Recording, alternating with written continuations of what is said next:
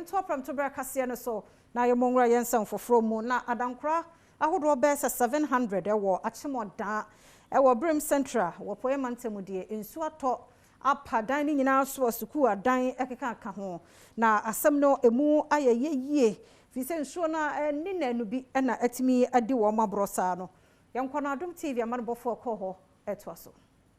no mu awote Akyem Oda ya ewo Brim Central mensini ni mu ewo epoyema ntamu edeto ya maniboni animu se enwumre be no nan ena nsu kase bi hyase se eto a na be si madunum entamu no nsuo yi epepa adan so ema enipa be se edudie wonu mu prepra ya adesuafo kra eka ho bi afasa akwanya no so de atom panyinfo animu se omeye wonu mmoa na wonya ba bia wodi wonti ebeto sane mu amani tua no su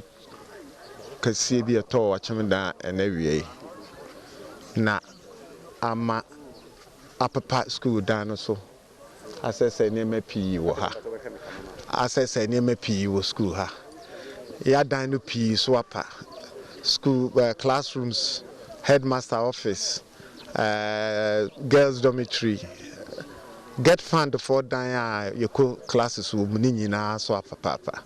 yes stress we di omucho mani mesha and menimu ya chance so apa na bubu there's a Pentecost so there's a day o cause after as a me bro no so there ba bia say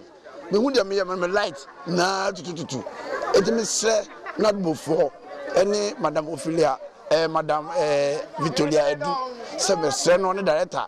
any president oteso nana Akufo-Addo president mpacho me boa yen Francis Kumsimbans and ye headmaster wada Atifua Technical School ano no de to Adom Kasee amaniboni kwasi azo animu se wonum school dan dodo na na adwire egu ya ne senti no de ohaw na aba beto adekire ne adesua so ewo school mu no me ba school no me hu se nya wo kan no enu anu no afi mu se stores bibioduane na de egu no eso apa bookstore eso apa ma books egu nyina afọ library sa afi get fund block bia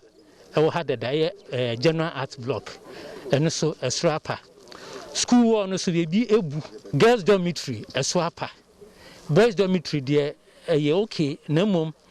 enyome bia mfama no eyi via enam wum no edua ba ko ewura boys dormitory edan so eko inside bibia edua no kɔtɔ ye no se nipa da hɔ a enko wuya se yentumi anye bibi ewo school ha classes kokra nkoda no kra nya ti daye na omu de esua de anase omu de atena school ha enu akiri na abra emahye bedwani ya wogina mu ema wonum wo Akyem Oda abato mpesua so Alexander Kwesi akwa ekɔbɔ ntoa wo bia ensuo no esese omanfo no adan no na wode ensem bi atudwa. I've been trying to get through to NADMO. The municipal NADMO officers also. Oma yidom ho, omo ni akwa oma bua a lot of the evacuation exercises. It yaka and they say you bring relief items. And Nigeria no you feel see 200 more. So the school for any one more mwaka no money baby dano. Ya pemo baby na umetimi ajo wa home. Brim Central Municipal Director Emma National Disaster Management Organization Janitia Efren Nadmo David Ochirin so eko share eniama asese na wa share wonum a won hu akemu no botse obeba no aba beye wonum emwa ebehwe se yebeboa na se beheda yamboa omna yomo hwe no so tabe eni omo sufia omo so edan so se besre amanfo le so mere Nadbo Oda mo Nadbo e wo dan